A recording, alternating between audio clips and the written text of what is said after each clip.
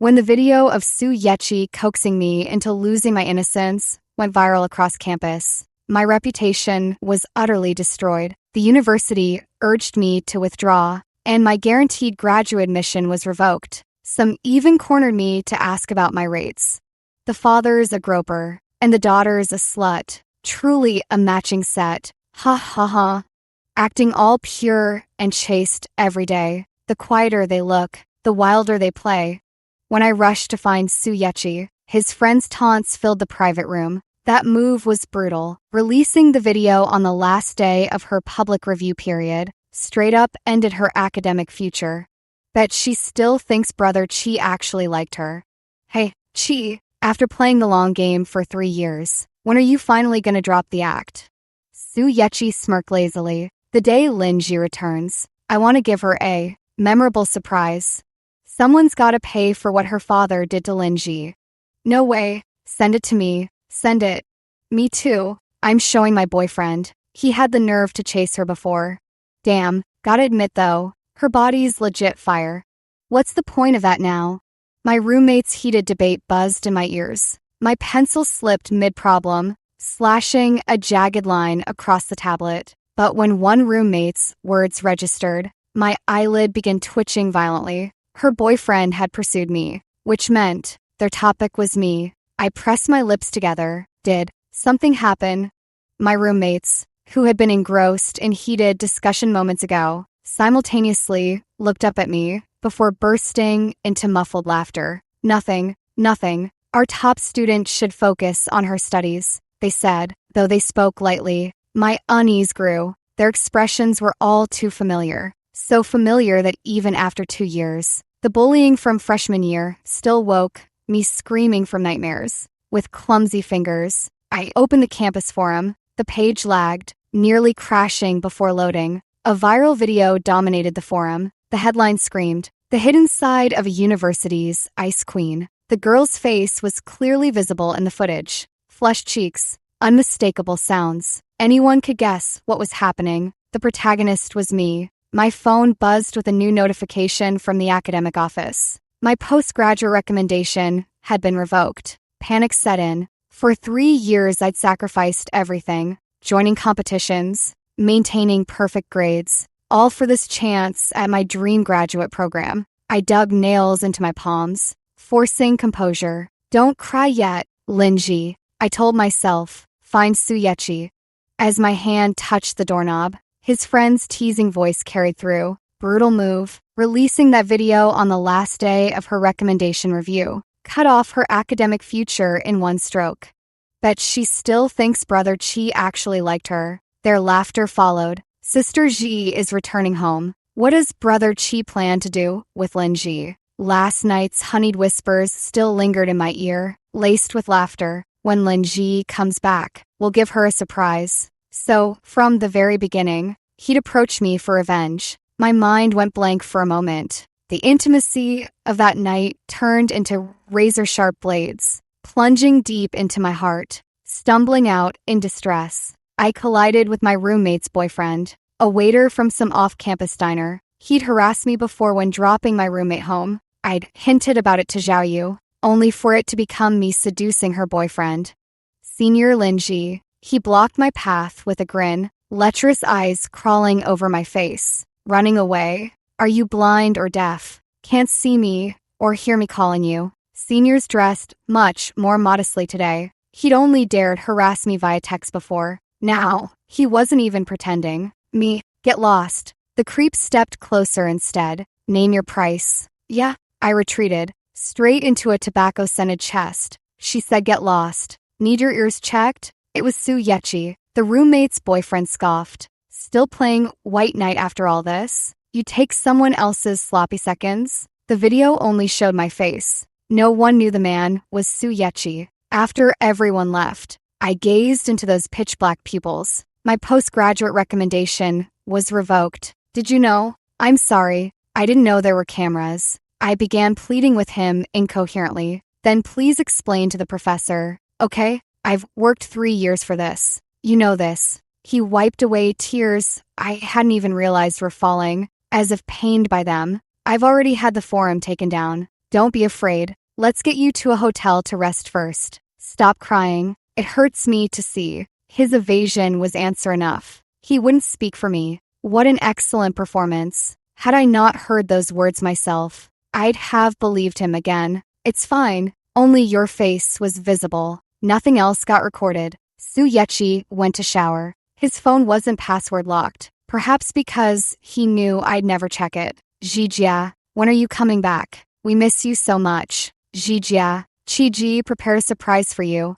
Without exception, all tag someone I knew all too well. Linji, the student my father had sponsored. After failing the college entrance exams, she turned on my father, claiming he'd harassed her for years. Said it traumatized her during exams. That's why she scored 300 points. Simultaneously, anonymous letters reached the dean's office during father's tenure evaluation year. The scandal exploded across the internet. His decade-long teaching credentials were revoked. Father's bank accounts were frozen. Photoshopped memes circulated wildly. And even his past student sponsorships were twisted by marketing accounts for clickbait. Those were terrifying days. To shield me from the fallout, he sent me to live with mother. After that, we lost all contact. Everyone began shunning me. What good could come from a groper's daughter?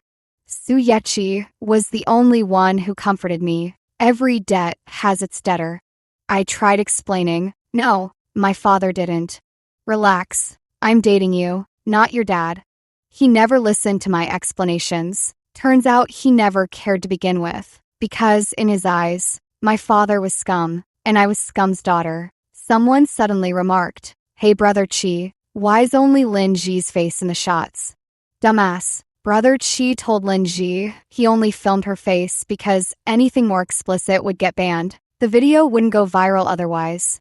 Brother Chi's always 3 steps ahead. Haha, Brother Chi sacrificed his virtue for Sister Ji. The group chat notifications kept pinging relentlessly. I tilted my head back, fanning my eyes to force back the tears. It's okay, Lin Ji. At least you still have a home to return to. When I returned to the villa, Mother sat upright on the sofa sipping tea, inquiring about my recent affairs. How's the graduate recommendation going? I dared not speak truthfully. It should be almost settled. Almost. A slap came crashing down on my head. My ear rang from the blow as I stammered helplessly. Mom, what's wrong? How dare you even ask? The phone smashed against my face, the pain bringing involuntary tears. Lin Xinlian was livid. Today, a business partner had deliberately used this to humiliate her. So, it wasn't just people at school who knew. Clutching my rapidly swelling cheek, I found myself kneeling before I could process what happened. Mom, let me explain. I crawled forward on my knees, just opening my mouth to speak, when I saw that familiar face. The source of my nightmares. Lin Ji. She was back. Explain then. Did I ever forbid you from dating? Date whoever you want. But filming such videos? Have you no shame? My face drained of color. Disgusting. Just like your father. I waved my hands, choking back sobs. No, Mom. This wasn't my fault. Not your fault. Then it's mine. Did I strip you naked? Have you no dignity at all? Exactly like your father. The girl affectionately linked arms with her mother. Auntie, don't be angry. Maybe Gigi just had a momentary lapse. Back when she came to live with us as a student, Mother had taken a special liking to her, constantly comparing me to her in every way. Look at Lin Ji. She never held a grudge about what happened back then. Now that she's back, this is perfect. Kneel down and apologize to her for your father. I won't kneel to her. If you don't apologize, don't you dare step foot in this house again. The fine wrinkles at the corners of the woman's eyes trembled with emotion. Bitter resentment rose in me as I demanded, Mom, I'm your daughter. Why have you never believed me? How dare you claim to be my daughter? I have no shameless child like you. The housekeeper Wang Ma immediately pushed me out the door. Young miss, Madam is furious right now. Best you lay low for a while. The door slammed shut in my face. Suyechi stood outside. Why leave quietly? Let me take you home. Here we go again. I could feel someone's gaze burning into my back. Suddenly, I wanted to see how far he'd take this charade. Leaning into him, I murmured, "Then take me back to campus." "Aki." Linji called out urgently from the doorway. Suyechi immediately moved toward her. Midway, he seemed to remember me and turned to explain, but I was already long gone. Not even a word to stop me. Back in the dorm room, roommates bantered among themselves. Uffed. These videos have been everywhere. Shutting down the forum won't change a thing. Yeah, you were having fun doing it. Stop pretending. I took a deep breath, grabbed my clothes, and headed to the shower. Their muffled laughter seeped through the door, like they were plotting something. Hot water cascaded over my skin as I lathered soap. The next moment, angry red rashes erupted across my body. There was something in the soap. My eyes snapped to the side. An empty bottle of toilet cleaner lay discarded in the trash bag. Scalding water beat down on my burning skin, mixing with the cleaning chemicals. The rashes blistered into a searing, numbing agony. So ugly. I've become so ugly. Quick, take the picture. Ha ha ha. I can't believe she's actually allergic to this stuff. Ha ha ha. I was gonna help wash it off for her too. The ringleader. I remember her best. She'd hated me since I first moved in. Later, I learned she was Lin Ji's best friend. I pulled out my phone to call the police. Someone slapped it from my hand. They outnumbered me and pinned me down. Snatch my phone away. Let me see if you secretly added my boyfriend. Give it back. We scuffled until the commotion reached the counselor's office. Sorry for the trouble, Professor. Trouble came in waves. Once again, I was at the center of it. That video caused quite a stir. And with college entrance exams season approaching, to protect the school's enrollment prospects, the administration began handling the matter. By handling me, Lin Jiji, we regret to inform you of your expulsion. I insisted on pursuing justice to the end, only to watch Lin Ji sweet-talk my mother into signing a letter of forgiveness. Auntie, my friend can't go to jail. She struggled out of the mountains to get here. My roommate begged my mother, Auntie, my hometown has a cleansing ritual with detergent. I just want to help Gigi. You liar. You know I'm allergic to. A sharp crack. Mother's slap silenced the farce at last. She grabbed the pen and signed furiously. Haven't we been humiliated enough? Pack your things and go home.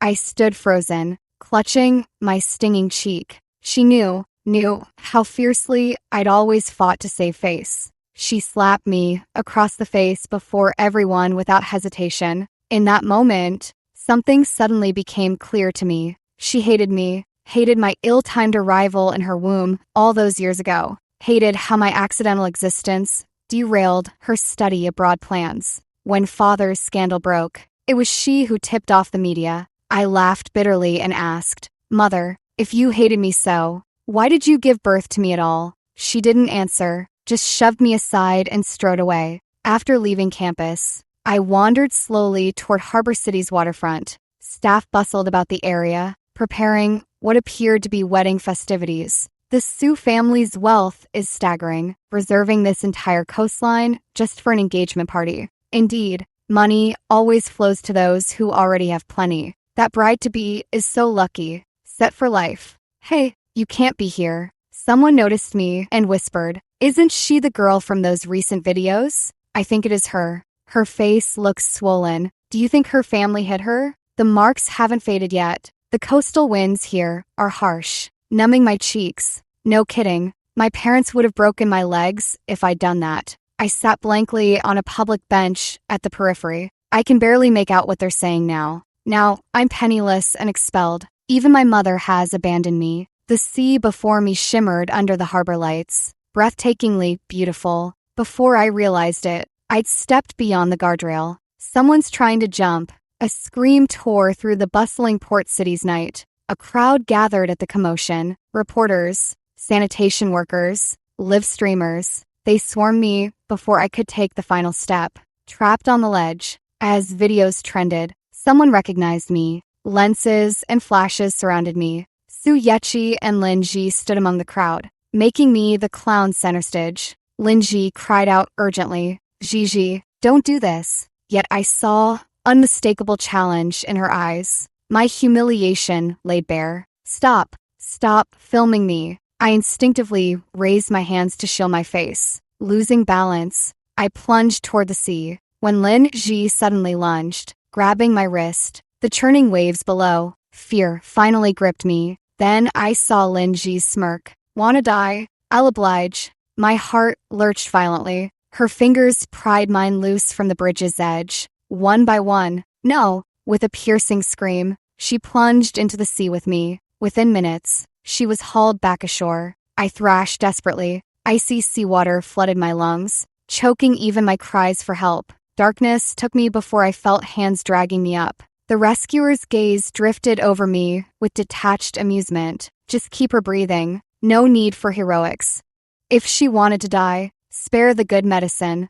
I woke to the sound of arguing voices. The ward was packed tight, bodies lining every cot. A nurse swapping 4 bags instructed an intern, "Watch this one. Make sure she doesn't get any ideas again." Can't blame her. That other girl from the same accident? Private suite with ocean views. The door burst open as a middle-aged woman in silver-framed glasses rushed in. She seemed to have searched every corner before finding this place. MS. Lin Ji. Bewildered, I raised a tentative hand. She thrust a confidentiality agreement toward me. "We're assembling a research team for overseas work. Would you consider joining?" Reading my confusion, she added, "Your father sent me your academic records and awards from university, saying he hoped I'd give you an opportunity." "My father?" The woman nodded. "Yes, your father. In my youth, I owed your father a favor. But I must say, Miss Lin, you are genuinely exceptional. I quite admire you. The only question is whether you'd be willing." Suddenly, a phone rang. It was my mother calling. Her first words weren't concern for my well-being, but a command: "Come to Lin Ji's hospital room and apologize the moment you wake up." This time, I hung up first. Without hesitation, I signed the confidentiality agreement. My decisiveness seemed to startle her. She cautioned me, "The conditions may be rather harsh. If that concerns you." I shook my head with a faint smile. "It doesn't. When do we leave?" "As long as I can get away from here. Away from everything here. Everyone here. In 3 days. If that works, fine." After the incident where I dragged Lin Ji into the sea with me, then stubbornly refused to apologize, Mother simply gave up on me. She became utterly convinced of my wicked nature, that I'd drag others down with me even in death. At the family banquet, Lian Xinlin presented Lin Ji to the assembled guests and publicly declared that henceforth, Lin Ji would inherit everything from her. Today, I have an important announcement to make. Lin Ji will henceforth be my own daughter. In 3 days, she will be betrothed to the Su family's young master. Lin Ji clung to Su Yechi's arm, drawing praise from all who saw them as a perfect match. Cheers erupted from the crowd below. So this was the surprise he had prepared for me. Expecting me to lose my mind? Not happening. It doesn't matter anymore, because in 3 days, I'll be gone. I lifted my head, forcing a strained smile. Congratulations. True love has found its way. Su Yechi suddenly grew restless. Something about Lin Ji's calm reaction unsettled him. This wasn't how it was supposed to be. Lin Ji happily grabbed my hand and shook it. Her grip pressed into my wounded flesh, but she feigned ignorance, exclaiming with delight, "That's wonderful. I won't hold that drowning incident against you. Will you come to my engagement party?" Su Yechi snapped out of his thoughts and scoffed. "Why even invite her? Don't worry, I won't be there." Su Yechi froze, his gaze flickering toward me. I took a deep breath and met his eyes with a practiced smile. "May your union last 100 years. Blessed with sons early." When I returned to campus to pack my things, my advisor sighed. "Young women ought to be more careful about such matters. No matter how much you love someone, you shouldn't tolerate this kind of behavior. If they truly cared about you, they wouldn't have filmed it." The withdrawal form sat heavy in my hands. "And don't undervalue your own life. Stop doing foolish things." I nodded absently, just wanting to leave as quickly as possible. A text notification reminded me of my flight check-in in 6 hours. At the school gates, I ran into Su Yechi again. The black car's sleek body gleamed under the light. He leaned against the car door. seemingly waiting for someone. A cigarette dangled between his fingers, unlit. Then she appeared. The hem of her white dress fluttered in the breeze. When Lin Ji emerged, he hastily tucked the cigarette away. The girl feigned annoyance. "Were you smoking again?" "No, you hate it, don't you?" I remembered long ago, when I said I disliked the smell of smoke. He teased me through curling tendrils of cigarette haze. Gigi, my addiction's strong. Cut me some slack. Yeah. Turns out it wasn't the addiction, just that I wasn't the right person. I forced a faint smile and stepped around him to leave. But someone blocked my path. "Gigi, where to? We'll give you a ride." A ride did sound better than squeezing onto a bus. "Take me back to the villa, thanks." Too weary to protest, I let her pull me into the back seat. Looking down, I saw a small balloon. The spot was obvious. "Hey Chi, why did you leave this here?" I couldn't be bothered deciphering Lin Ji's intentions. After getting out of the car, I handed it properly to Su Yechi. "Keep it safe. You don't want to panic when you need it later." The man drummed his fingers on the steering wheel. That restless agitation surfaced again. "Aki, let's go. The makeup artist is waiting for me." The villa stood empty. Even the housekeeper had left for their engagement party, a scion of Hong Kong's elite, a returned study abroad heiress. Renowned media outlets gathered to document the grand engagement ceremony. Everyone except Lin Ji. Some said she dropped out after a failed suicide attempt left her too ashamed to stay. Others claimed her mother had sent her away for reflection. Rumors swirled, but no one truly cared. Because tonight, Su Yechi and Lin Ji's engagement banquet commenced aboard a yacht. All their friends attended. My roommate even wanted to live stream the romantic spectacle for me. I deleted her after one glance. Her text came instantly. "You dare delete me?" I replied, "Thanks for reminding me. Almost forgot to block this too."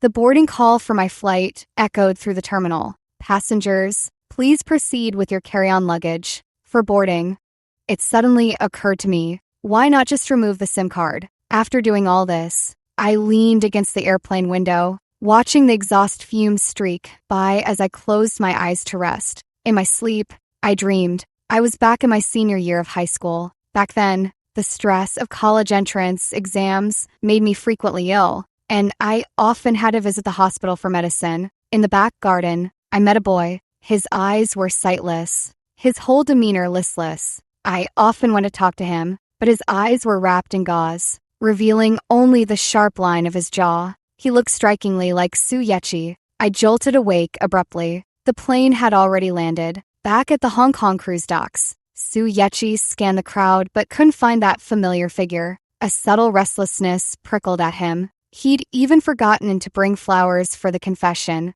His friend nudged him. "What's on your mind, Chi? How'd you forget the flowers?" Ahead, Lin Ji stood in a white dress, gazing at him with gentle warmth. He smiled instantly. Right, what was he thinking? Where Lin Ji went now was none of his business. He loved Lin Ji, and now he'd gotten his wish. Wasn't that enough? Kiss her, kiss her. As the flower presentation ended, the crowd erupted into cheers. No one expected the upheaval to happen at this moment. With a crackling sound, the cruise ship's large screen, which had been looping sweet videos and photos of the couple, suddenly cut off. In its place appeared Lin Ji's contorted face and shrill voice. "You old bastard, I ruined your reputation. Now, I'll ruin your daughter's too. I'm getting engaged to the heir of the Su family." Meanwhile, Lin Ji got expelled, lost her grad school recommendation, and turned into this pathetic wreck. Ha ha ha.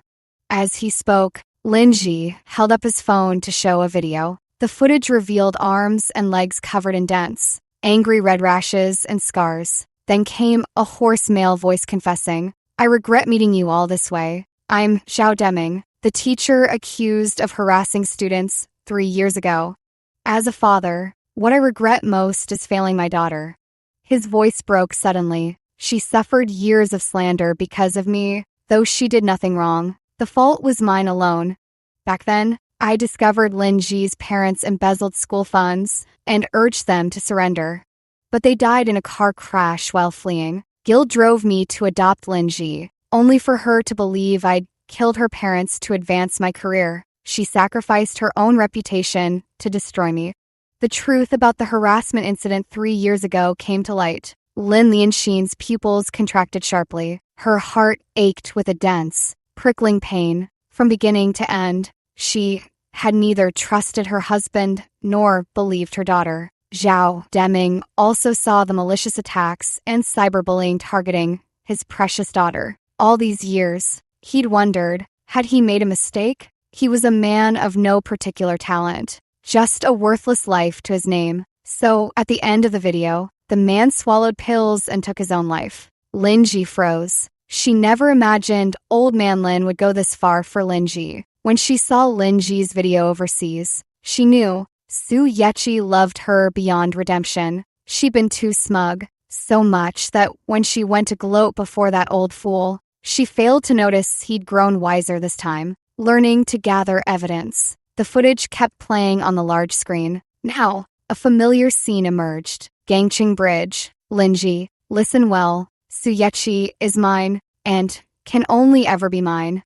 That night on Gangqing Bridge, Linji appeared to be gripping the girl's hand tightly. In truth, she was prying Linji's fingers one by one from the bridge's edge, then let herself fall with Linji into the dark sea below. Panic flashed across Linji's expression. The media presence that night had been overwhelming. All cameras were trained on Linji beneath the guardrail. She hadn't realized her position was also within camera range. Cut it now, she stormed backstage, smashing equipment before turning on the crew. I said cut the feed. Are you deaf? But the playback operator had anticipated this. Shutting down one feed only revealed another. Her screams and blows proved useless. By the time Linji finally disabled the backstage monitors, the recording had already concluded. The jeering crowd gradually fell silent. Not a soul dared breathe.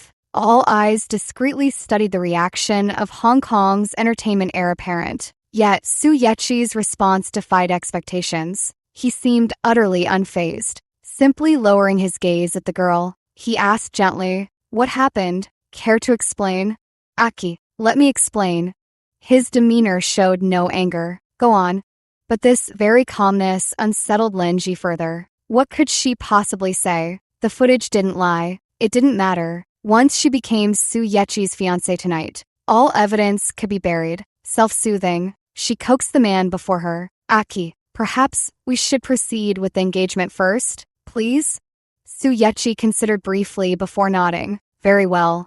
I don't mind." He truly didn't care. He never cared about anyone else's survival. The atmosphere had grown unnervingly eerie. Yet the engagement ceremony continued. The host couldn't very well intervene. The couple will now exchange engagement gifts. Su Yechi produced an object. Its age showed, not a ring, but a Teru Terabozu. As if recalling something, he smirked. "Linji, remember this? I secretly kept it from you all those years. 3 years prior, he'd witnessed his father's infidelity, crashed his car racing, lost his sight during that darkness. Linji had stayed by his side. When your heart feels stormy, just pat the sunshine doll's head to clear the clouds." Su Yechi whispered, "Could you give it to me?" The girl refused. "This one's too old. Next time I'll buy you a new one." Her mother had given it to her. She couldn't bear to part with it. But Su Yechi wanted no substitute. When she wasn't looking,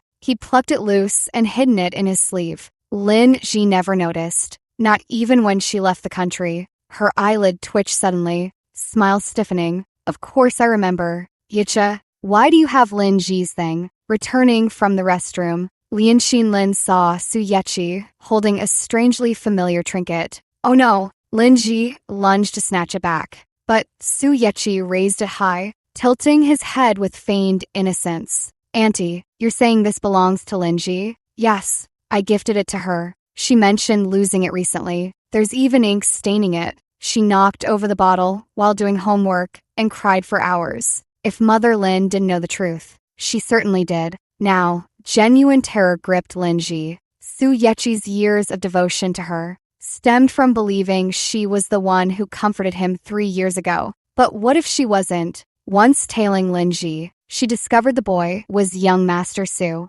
After reporting Lin's father, Linji's household descended into chaos. the frail girl developed a raging fever from distress, awakening with no memory of the events. So she became Lin Ji's replacement. This was her due. Lin's father had killed her parents. Now, he bore her vengeance. She'd even taken his blood money abroad for 3 indulgent years. She was convinced that stringing Su Yechi along would deepen his obsession. Well, time for explanations. She staggered back a step, suddenly wanting to flee, but the sea surrounded her. Where could she possibly run? Stumbling over her words. Aki, I liked you too much back then. Su Yechi nodded. So you chose to deceive me. Is that it? TCH. Annoying. No, extremely annoying. Aki, I know I was wrong. Do you really? Lin Ji nodded frantically. I do, I swear. Good. Then,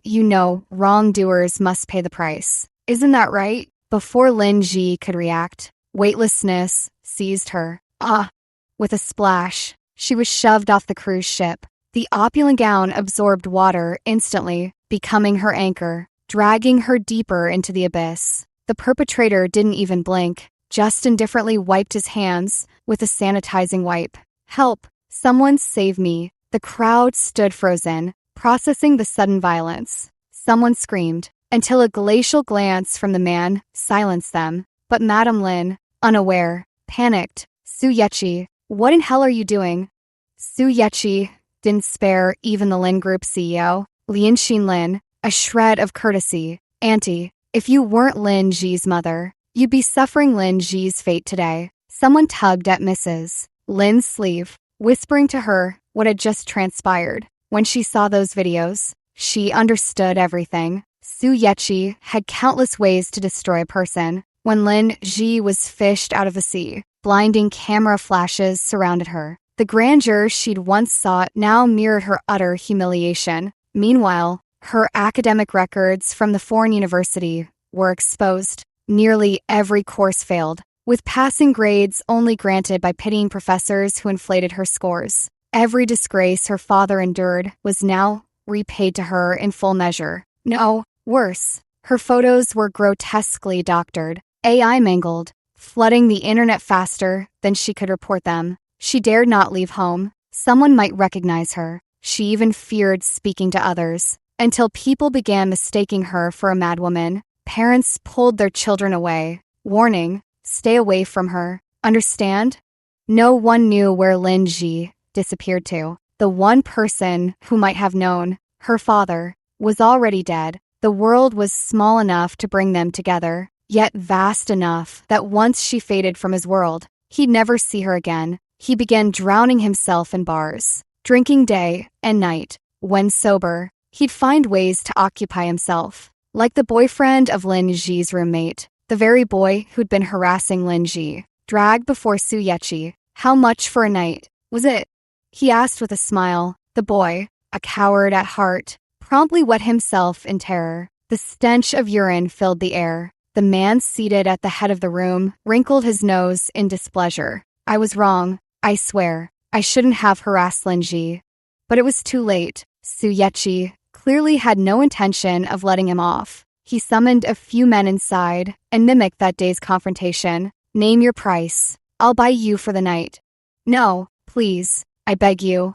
Later, the boy dropped out. His parents handled the paperwork. No one knew what happened that night, only that afterward, the boy seemed unhinged. The onlookers trembled, terrified of provoking the demon's wrath. After all, this was a man who could propose one moment and push his lover into the sea the next. Su Yechi had gone utterly mad. He even sabotaged Lin Lianxin's business deals, purely to deny her peace. Lin Lianxin once sought out Su's father for help. Useless. Father Su felt guilty about his past infidelity toward him. Besides, he only had this one son. As long as no lives were lost, he would blindly clean up after the boy. Eventually, news of Lin Ji surfaced. One of Su Yechi's friends claimed to have recognized a familiar figure in a tour group while traveling. She was conducting a research project in Antarctica. A project, of course. Lin Ji specialized in biomedical sciences.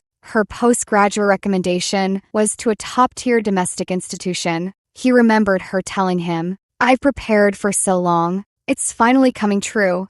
But it never did. On the final day of her public review period, Suyechi destroyed it all. Antarctica, that frozen wasteland. A trivial memory of Lin Ji resurfaced. She hated the cold, despised it, even on 30-degree days. She'd often bundle up in layers. During her periods, she'd swaddle herself like a mummy. By the time he tracked her down, she'd vanished again. An avalanche had struck, burying hundreds. Rumors mentioned a national research team among the casualties. He raced there like a madman. Endless snow stretched before him, dotted with stretchers. Suddenly, he couldn't take another step. What if Lin Ji is inside? I learned about Suyechi and Lin Ji's breakup during a post-seminar discussion with junior lab members. Junior researcher Su Zhou asked in confusion, "Sister Ji, why do men's feelings change so abruptly? I heard that girl was his white moonlight before she returned from abroad, and he even hurt his girlfriend for her sake. His ex-girlfriend was so pitiful." Junior Chen Yu retorted, "That's just scumbag behavior. I'd never do that. Maybe you should consider me instead." As they bantered, I smiled without commenting. That video had long been suppressed. Rumors said it was Suyechi's doing. I didn't know how he managed it, but it never resurfaced publicly. So except for our advisor, no one here knew my past. Antarctica was good. Few people, penguins half a person's height, would come waddling toward me, though our advisor forbade touching them. Human scent would make them outcasts. Sometimes we'd see breathtaking auroras. Every time, the juniors would drag me outside. "Senior sister, stop analyzing data. Make a wish." I chuckled. "Aren't wishes for shooting stars?" "Oh, whatever. Belief makes it real." "Senior sister, what did you wish for?" "That my paper gets successfully published." "Come on, senior sister. Tell us something we don't know." "Well," I pressed my lips together in silence before smiling wryly. "If possible, I wish I'd never have to see certain people again." But fate had other plans. Today, while preparing to collect samples on the snowy mountain, Su Zhou excitedly shared good news over the phone. "Senior sister, someone's willing to fund our project." "Who?" "No idea, but the advisor said they're incredibly generous. Transferred millions on the first go." I so wish a domineering CEO advisor would descend from heaven, gently telling me, "I'll revise your doctoral application paper. I'll solve all your troubles." "Senior sister, hurry back. The advisor said we're preparing to return home now that you're..." Her antics made me laugh. All right. Just as I secured the snow lotus sapling, the ground beneath me suddenly trembled. In an instant, snow came cascading down. Damn, there was an avalanche here 2 days ago. I'd heard about aftershocks following earthquakes. I'd even waited a full day, confirming it was safe before coming. It happened too fast to think. As I squeezed my eyes shut and sprinted blindly sideways, strong hands caught me by the waist. A man pulled me with him as we tumbled down the slope. This was an incline. We rolled several times. Just a scratch on me. The man wasn't so lucky. Looked like his hand was broken. After surviving the ordeal, I hurried to thank the man. His lower face was wrapped in a scarf, with stray bangs obscuring most of his eyes. Yet, inexplicably, I felt I'd seen him somewhere before, seeing my advisor storming over, followed by anxious junior lab mates. I nearly had my ear twisted off. "Have you completely lost regard for your life?" I carefully retrieved the precious samples from my coat, got them back safely. Even my advisor couldn't stay angry. You. Enough. The charter's ready. Let's go." A junior suddenly pulled me aside, whispering, "Senior, look, that's our project sponsor." Noticing the man, my advisor deliberately stepped between us. "Young Master Su, this isn't the place. Let's discuss this later." I froze, all previous gratitude evaporating, yet I was still seated beside Suyechi, simply because he claimed we needed to discuss funding. Once aboard, he fell silent again, his gaze fixed unwaveringly on me. Upon landing, a national program crew met us. Stepping off the plane, I spotted a familiar figure, only 3 years apart. The woman looked visibly haggard. Lin Lianxin waited anxiously outside. When she saw me emerge, her reddened eyes immediately sought to assess my injuries, but I instinctively turned my head away. Her outstretched hand froze midair. The woman who commanded boardrooms with eloquence opened and closed her mouth. Wordless, I offered a polite smile. Madam, is there something else you need? She shook her head. Mom, saw the news. Just wanted to see you. Her voice caught suddenly. And, I missed you. All right, that's enough. Everyone step back, unless necessary. The woman's unfinished words were cut short. Security personnel escorted me into the waiting car. Standing atop the high podium, I absorbed the flood of admiration from all directions. A reporter recognized me as the woman from that viral video years ago. My past had been unearthed once more. Microphones thrust toward my face. Professor Lin Ji, is it true you were expelled from university 3 years ago for improper conduct? Did unconventional methods contribute to your current success? How did you join this research group when sources claim your advisor had zero prior connection with you? My junior colleague beside me didn't know the full story, but sensing the malice, she moved to shield me from the onslaught. But if just one person spoke up, countless others would rush forward. Exactly, Professor Lin. We're all curious. Would you mind sharing? Professor Lin, give us an answer. Amid the jostling, a deep, resonant voice cut through. Professor Lin, I'd like to discuss sponsoring your new project. Su Yechi had arrived. In situations like this, silence was the best response. The reporter's question hung unanswered. By the time he tried pressing further, he'd already been shoved out of the front row. My junior colleague Su Zhou whispered to me, Senior, does he like you? He keeps staring at you. I think he's quite handsome. Su Zhou didn't know about the past. She assumed Su Yechi was pursuing me. I smiled without explanation. These days, I hadn't been deliberately avoiding him, but every conversation revolved solely around funding matters. Nothing more. One doesn't refuse freely offered money. At the academic symposium, another distinguished scholar approached. Dr. Lin, such remarkable achievements for someone so young. I demurred with a smile. Not at all. Your work is far more impressive. Might I ask if you're romantically involved? I shook my head. Excellent. My son currently. No. The air around Su Yechi grew heavy with tension, cutting short the man's attempt to play matchmaker for me. He forcibly dragged me to the end of the corridor, let go of me, pinning me firmly against the corner. His voice was stubborn. Linji, look at me. I can help you build connections in this industry. No networking required. No one in this field will ever speak ill of you again. On my way back that day, my junior colleague told me the reporter who gave me trouble had been blacklisted from the industry, banned from working in this profession for life. What, do you expect me to grovel in gratitude? Wasn't it you who put me in this situation to begin with? Spare me the act of devotion. I frowned, utterly bewildered. His eyes reddened. 3 years have passed. Don't be so cruel. Over the years, I'd occasionally heard about his exploits. The roommate who stole my postgraduate recommendation, reduced to menial tasks under their advisor. The one who poured toilet cleaner into my shower gel. Her entire family's careers were sabotaged. Only after she doused herself with the cleaner in front of Su Yechi was she spared. But if we're talking about cruelty, back then, he was far worse than I ever was. I didn't know it was you back then. I slapped him hard across the face, cutting him off. Su Yechi, ignorance is no pardon. I will never, never forgive you.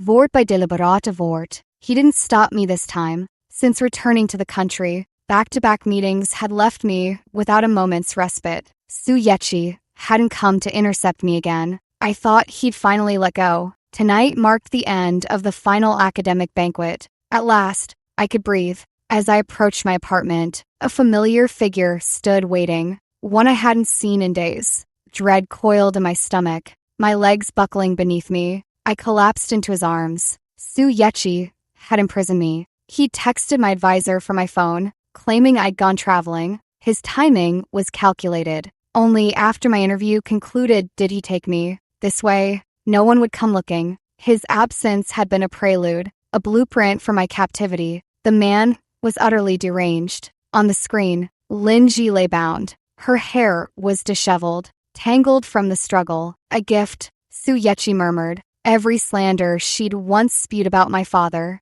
now etched into her own flesh. Her screams pierced through the speakers. I watched, unmoved, until the end. "Forgive me now."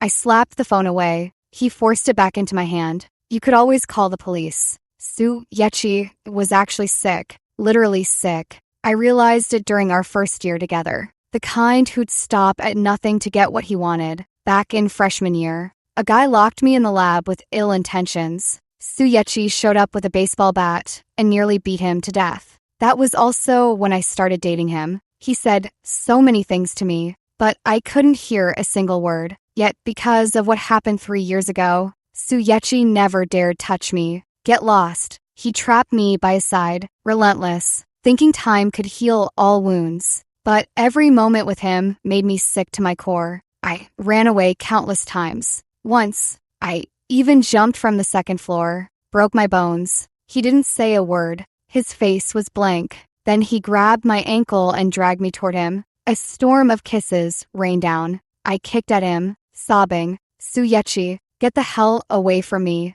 You hate me, don't you?" "Yes, I fucking hate you." Gazing at the stubborn scars on my hands from disinfectant allergies, he murmured, "Did it hurt? Sue Yechi, you're disgusting. Your love is disgusting. Your remorse is disgusting. Everything about you makes me sick." He saw the genuine revulsion in my eyes. Suddenly, he grabbed my hand and seized the fruit knife on the table, plunging it into his own abdomen. Blood rapidly soaked through his clothes and the bed sheets. Terrified, I immediately dropped the knife. My hands wouldn't stop shaking, yet he acted as if nothing had happened. "Are you satisfied now? Marry me." I tried to push him away, but he only gripped me tighter. "Once wasn't enough. Shall we do it a few more times?" This madman. I'll spend the rest of my life atoning. I closed my eyes and agreed. He grabbed tissues from the nightstand, meticulously cleaning my blood-stained fingers. "Good. Then today, Gigi, get some proper rest. When you wake up, we'll be married." He personally reviewed every detail of the wedding arrangements, ensuring not a single thing would go wrong. A hand-woven pearl-white carpet stretching endlessly. A floral wall adorned with tens of thousands of preserved Ecuadorian roses. A venue vast enough to host thousands. Even dedicated media stations for photography and documentation. Generous red envelopes for all. The spectacle dwarfed even Lin Ji's engagement celebration from years past. The woman's exquisite face in the mirror showed no emotion. Like a numb puppet. "Miss Lin, we're ready to go now." Sue Yechi stood at the end of the carpet, watching me approach slowly. His fingertips curled slightly at his sides. He rarely showed nervousness. "Bride, do you take this man?" The MC noticed my hesitation. Sue Yechi thought I was doing it deliberately to embarrass him, but he was willing to wait. The backstage crew tactfully turned up the microphone volume. I didn't keep him waiting long, parting my lips to say, "I do." Lin Ji, who'd gone missing, suddenly appeared. Everyone was overjoyed. For a moment, no one noticed someone had slipped in. Her eyes were filled with exhaustion and emptiness, yet also with a twisted hatred. When she rushed forward, Sue Yechi shoved me aside violently. But Lin Ji's target had been him all along. The sharp blade plunged into his abdomen. Blood gushed out in torrents. Watching my slowly curving lips, he reached up to touch my face. Lowering his gaze, he wiped the blood splattered on my cheek, as if he'd anticipated this. "There, all clean now." During those days back in the country, I'd gone to see Lin Ji. I heard she's now living in some shabby alleyway. In that lightless rented room, the girl sat disheveled and unkempt. Her voice came out hoarse. "Lin Ji, seeing me like this, are you absolutely thrilled?" I leaned close to her ear. "Ask yourself, did you really end up this way because of me?" Lin Ji's eyes rolled mechanically. I knew she understood now. While the crowd still reeled from Sue Yechi's injury, I snatched the host's microphone, lips curling. "I do my ass." The venue plunged into absolute silence. Then, the giant screens displayed the videos Sue Yechi had sent me. Footage of Lin Ji being tortured by him, horrifying to witness. Over the speakers played my father's final recorded statement, intercut with Lin Ji's death threats to him. The juxtaposition created visceral impact. Instantly, the crowd erupted. Sue's father's men tried containing the chaos, but the press weren't fools. They knew explosive footage when they saw it. In this era, where clicks meant cash, every media outlet fought to shove their cameras forward. I retreated backstage, arms crossed, coldly watching him besieged by reporters. Suyechi, prepare to face the retribution you so richly deserve. I'll make sure you plummet into hell just as happiness seems within reach. I'll ride your coattails to restore my father's reputation completely. 3 years ago, father exhausted his lifelong connections to secure an opportunity for me. After arriving in Antarctica, my advisor handed me a videotape. It contained a father's love for his daughter, guilt-ridden, choked with emotion. My little girl, it's all daddy's fault for being useless and letting you suffer.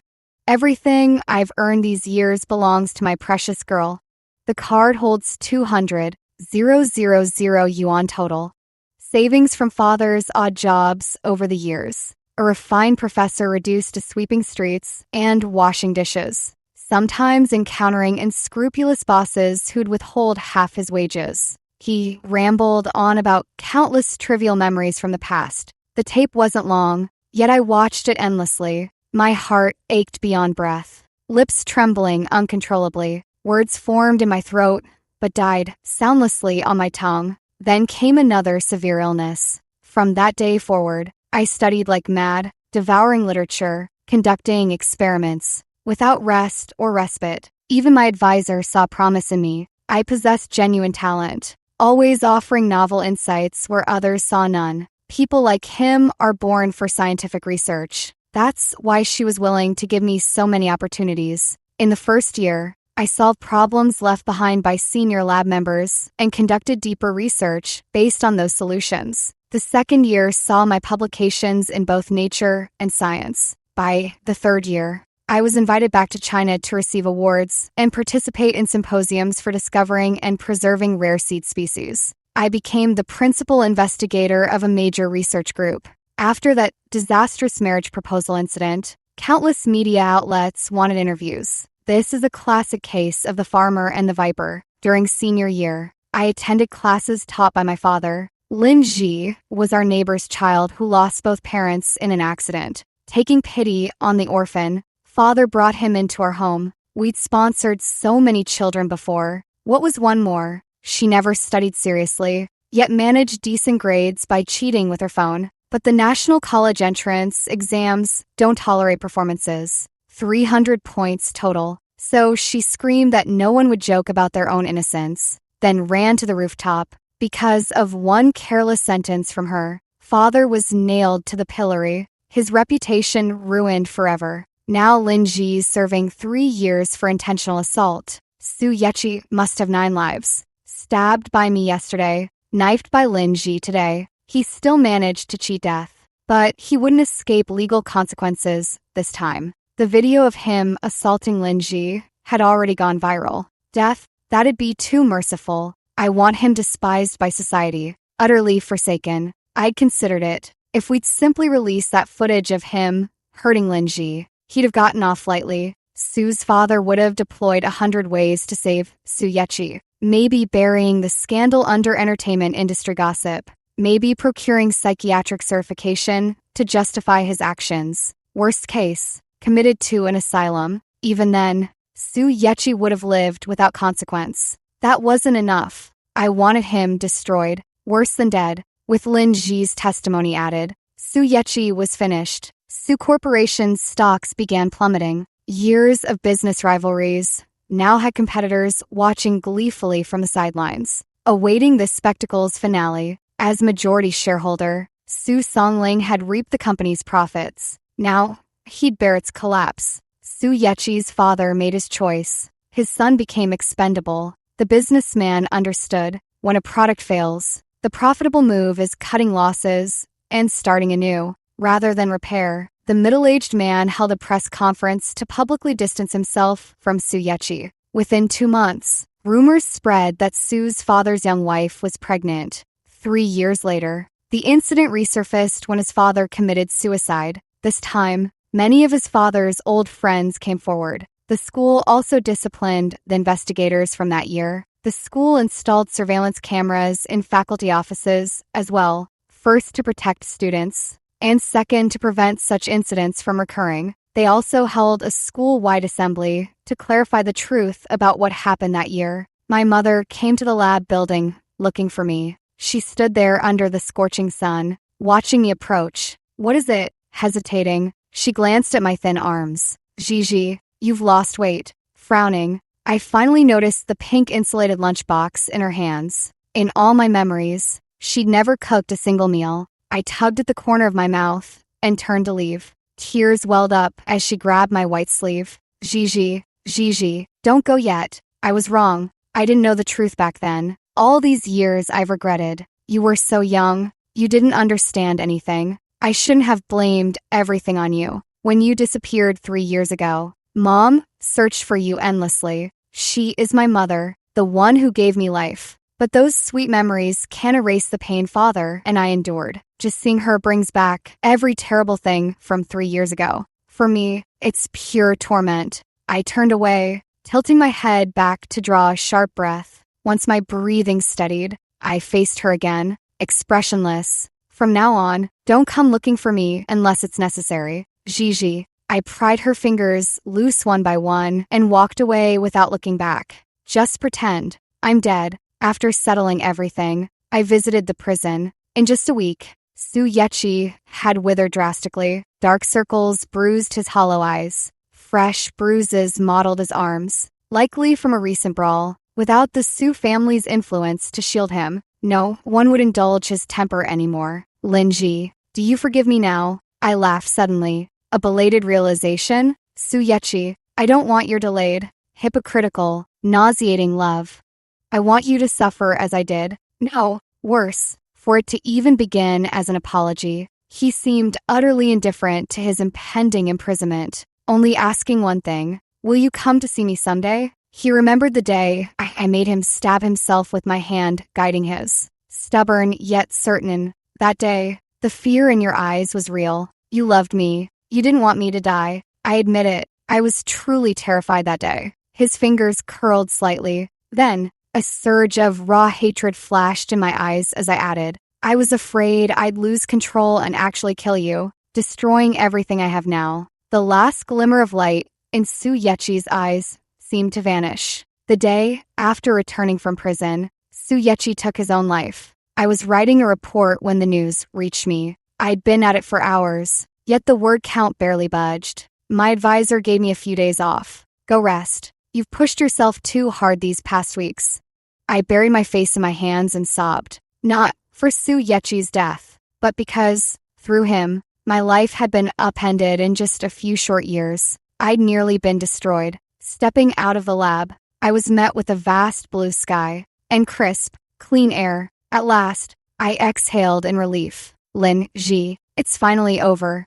Later, I lectured at prestigious universities across many countries. I never entered another relationship. Perhaps the shadows lingered too deeply. Perhaps I've outgrown that age. Whatever it was, what's past is past. I often return to the cemetery. There are always a few yellow chrysanthemums by the graves. From all walks of life, they still discuss coming back together to visit him. On the tombstone, the man's kind face remains forever frozen at 40. Tears welling, I trace the photograph. Dad, no one will speak ill of you anymore. All your students remember your kindness. I'm doing well now too. No one dares bully me anymore. After steadying my breath, I speak again. My voice wavers slightly. I miss you a little too.